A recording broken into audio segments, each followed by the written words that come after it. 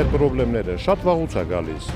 Ընդհուպ միջև Հայկ Մարությանը։ Սնանկության վարույթի շրջանակներում տուժերի ստացումը գրեթե անհնարին է։ Մարդկանց զրկում եք իրենց նպատակներից, իրենց ունեցած հեռանկարներից գրիչի մի հարվածով։ Ակնհայտ է, որ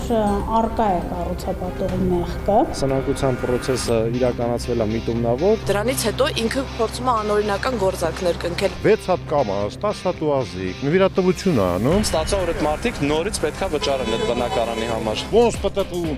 պատտում գալիս են, ով է պատասխանը տալու հասարակ ժողովուրդ։ Ընդհանրապես մենք ուզում ենք մեր բնակարանը։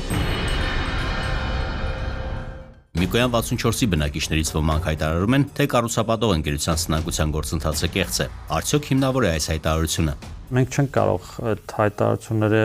հիմնավորի գնահատականատենք հիմնավորը թե չէ, որտեվ այդ մասով համապատասխան կառույցներ կան, իրենք պետք է զբաղվեն եւ իրենք պետք է վերջնական գնահատականը տան, բայց մենք կարծում ենք, որ նմանատիպ ընկերությունը, որը մեծ ծավալով շինարարություն է իրականացրել եւ մինչ օրս այս ոլորտում գործունեություն է ծավալում, չպետք է այդ գումարին ինքը գնար սնանկության, այդ գումարի պահանջը, որ լուրջ խնդիրների առաջ կանգնեցներ հարյուրավոր մարդկանց, դա հենց դա կասկածի, մի միտում մեր մոտ, որ հնարավոր է, որ սա այդքան էլ իրականության հետ չի համապատասխանում 24 թվականի փետրվար-մարտ ամիսներից հասկանում ենք, որ խնդիրը գնալով ավելի է բարդանում, բայց լիահույս ենք, որ սնանկության հա չի հասնի եւ ավելի շատ սպասումներով, որովհետեւ շատերը սպասումներով, որովհետեւ այլ պահանջներ չներկայացնելով սպասում են, որ պետքա կառուցապատողը մի օր մեր բնակարանները հանձնի մեզ։ Մինչեւ որ եկավ մի հանգամանք, որ կառուցապատողը մեզ պատկանող այգում ուզում է ինչ-որ շինարարություն իրականացնի։ Բնակարանների սեփականության վկայականներ ստանալու խնդիրը կլուծվի, եթե հաջողվի նախնական արգովաճառքի պայմանագրով օտարված բնակիչների ընդհանուր բաժնային սեփականություն հանդիսացող 4000 քառակուսի մետր հողատարածքը վերադարձնել։ Ոչ, այստեղ մի խնդրով չի սահմանափակվում, այստեղ մենք մեկ այլ լուրջ խնդիր էլ ունենք, դա բանկի կողմից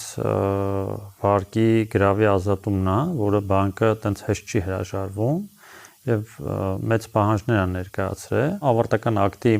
երկկողմի հաստատումը նաեւ այնտեղ պետք է հավաստվի մի փաստ, որ բանկը ազատելու է իր գրավը, իսկ բանկը ոչ բոլորի գրավն է պատրաստ ազատի, քանի որ կառուցապատողից լուրջ գումարների պահանջ ունի, մոտ, եթե չեմ սխալվում, մոտ 22 միլիարդ դրամի չափով է այդ պահանջը, իսկ այդ պահանջի դեպքում բանկը նոր իր ապահովելով այդ գումարը, ինքը նոր գրավի ազատում կանի, իսկ այդ գնահատականը բանկը ունի այն դեպքում, երբ որ ինքը տեսնում է որքան սառեցված գումարներ կա, այսինքն որ գնորդից որքան գումարն է սառեցված եւ այդ գործարքը կնքելուց այդ սառեցված գումարից որքան կգնա բանկում այդ կառուցապատողի կամ սնանկության բացված հատուկ հաշվին եւ որտեղից կվարվի իր վարկային պարտավորությունը, այդ ժամանակ նոր բանկը գործարքը կթողի կատարել, իսկ մինչեւ բանկի հաստատումը մենք չենք կարող այդ գործարքը կատարել, այսինքն այնտեղ կառավարիչն էլ չի հաստատի, որ դու գույք ձեռք բերես եւ այդ քո գույքը մեկ այլ անձի ունեցած պարտավորության դիմաց գրավադրվի բանկում։ Դա խնդիրներից նաեւ երկրորդ լուրջ խնդիրն է եւ առաջինը այդ հողակտորն է, որ պետքա վերադարձվի այդ համալիրում բնակվող բնակիչներին։ Հայտարարվեց, թե շատերը Միկոյան 64 հասցեում բնակարան ձեռք բերելու նպատակով կառուցապատողին կանխիկ գումար են վճարել, ինչպես է լուծվելու նրանց խնդիրը։ Այդտեղ փաստաբաններ են զբաղվում, ովքեր որ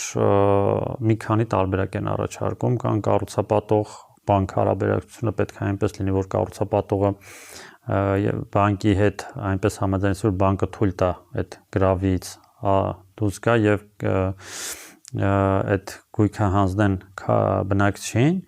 եւ երկրորդը դա նաեւ կառավարիչը պետք է իր համաձայնությունը տա, այսինքն կառավարիչը պետք է համոզված լինի, որ այդ գումարը ամբողջությամբ տնօրինվել եւ օգտագործվել է այդ շենքի կառուցմանը, այլ ոչ թե կանխիկացվել եւ իրենց այլ կարիքների համար օգտագործվել։ 2020 թվականից ես վճարում եմ վարկային իմ պարտավորության 70%-ից հաշվարկված տոկոսներով, քանի որ 30%-ը դեռ չենք վճարել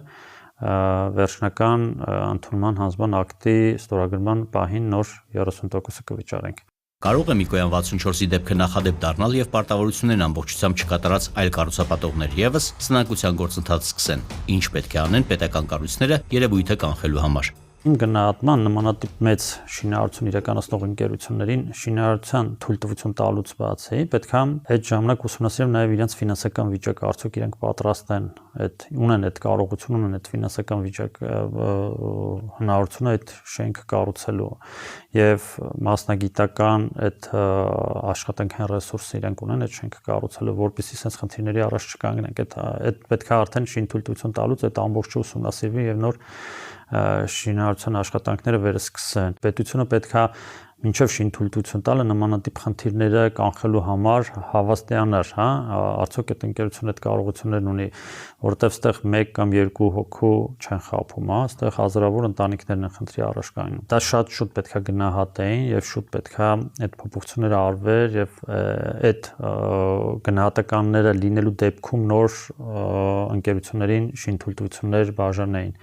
Այսինքն այստեղ պետությունը լուրջ անելիքներ ունի։ Այստեղ մենք որ ասում ենք կամ պետությունը ասում է ես ինչ անեմ երկկողմ հարաբերությունը պայմանագրային, հա, բայց այստեղ այն իրավիճակը չի, որ ես գնացել եմ ինչ որտեղ բնակարան եմ հավանել եւ ձեռք եմ բերել ու երկկողմ հարաբերություն, այստեղ կա մինչեւ իմ գնալը կա պետության կողմից տրված նախագիծ, կարա տրված թույլտվություններ, որը ընթացքում հա փոփոխվում, առանց այդ բնակիչներին հաշվի առնելու, առանց այդ երկրորդ կողմին հաշվի առնելու բանկը գրավա վերցնում մի հողատարածք, որը քաշ գիտակցելով, որ այդ հողատարածքը ունենալու է մի 100-ից ավել համասեփականատերեր եւ ամբողջ ստացված, հա, գումարները շռայլում է այդ կառուցապատողին եւ հետո ասում է դուք այսքան վարկային պարտավորություն ունեք, պետք է հետ բերեք։ Մայրաքաղաքում տասնյակ բազմաբնակարան շենքեր են կառուցվում։ Արդյոք շինթույլտվություն տալուց առաջ ուսումնասիրվում է պահանջարկը, ենթակառուցվածքների հնարավորությունները եւ առհասարակ Երևանում շենքերի կառուցումը սահմանափակելու ժամանակը չէ։ Պահանջարկը չեմ կարծում, որ ուսումնասիրվում է, որովհետեւ այդ գնահատականը ոչ մեկ չի տալիս։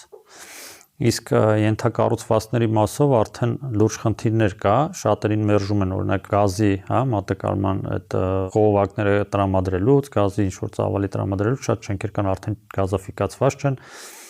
եւ չեն կարող գազաֆիկացվել։ Իսկ մնացած մասերով մենք տեսնում ենք, որ նոր ենթակառուցվածքներ, այսինքն ջրու կոյուղիներ, հա, ջրամատակարարման ցանցեր, էլեկտրաէներգիայի նոր ցանցեր են կառուցվում։ Ես չեմ կարող ասել այդ հնարավորությունը մենք ունենք, մենք կարող ենք այդ ապագայում սպասարկել, բայց